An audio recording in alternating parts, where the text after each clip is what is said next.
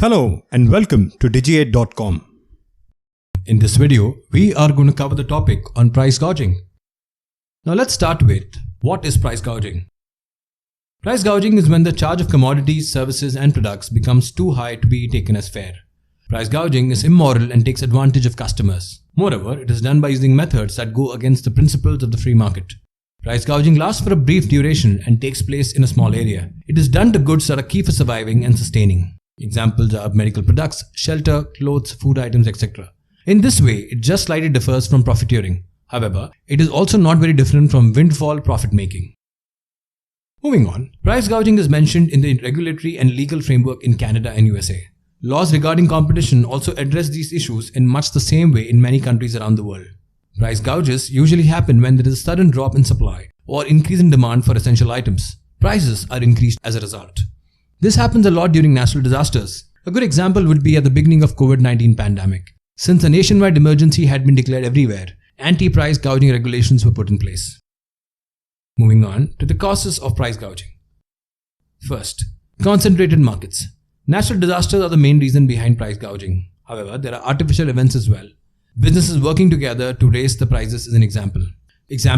Gallon and Imperial Tobacco dominate the British tobacco industry. They were penalized $225 million for a collusion and price gouging in 2010. These firms make 90% of the cigarettes consumed in the UK. Next, a supply shock. Supply shocks generally happen at a very local level. Nevertheless, it affects the large parts of the entire economy. Example, many manufacturing parts are made in China. So if there is an emergency in China that causes a drop in supply of these parts, countries in the West will also face a shortage.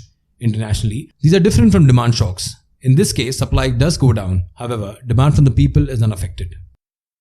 And finally, overdemand. Panic buying tends to happen after disasters, natural or otherwise. Then there is sudden and intense increase in demand. It becomes difficult for suppliers to keep up with the demand. The laws of supply and demand thus ensure that price shoots up. It stays that way till suppliers can catch up to the demand. As stated earlier, an example could be panic buying before and after the COVID-19 pandemic. Demands for things like toilet rolls, sanitizers, etc. shot up. Suppliers could not meet the demand, stores were empty of these products as a result. This happened despite price gouging being outlawed in most regions. Moving on to laws against price gouging. In the United States, anti-price gouging laws are under the jurisdiction of the state. The state can enforce these laws with the help of the police in the event of a disaster. It can also take steps against hoarding. The Constitution has approved this authority. There are anti-price gouging laws and regulations in case of an emergency in 42 states as of March 2021. 3 factors decide what price gouging is, and these are, first, price caps, the essentiality of products, and the crisis period. And finally, some examples of price gouging. First, by Uber.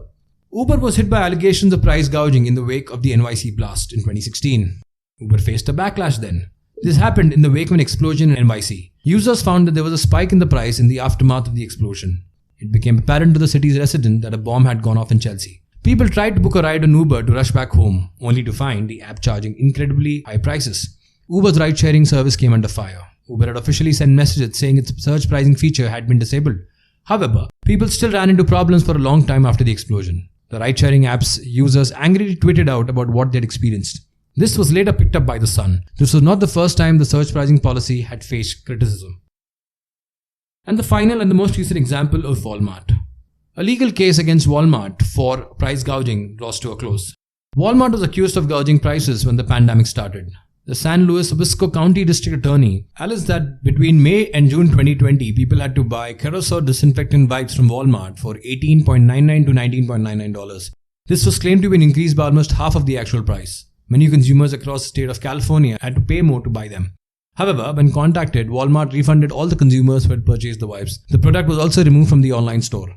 The district attorney and Walmart reached a settlement in July 2021. Walmart was fined $9,000. This covered the litigation and investigation cost. It also comprised a civil penalty.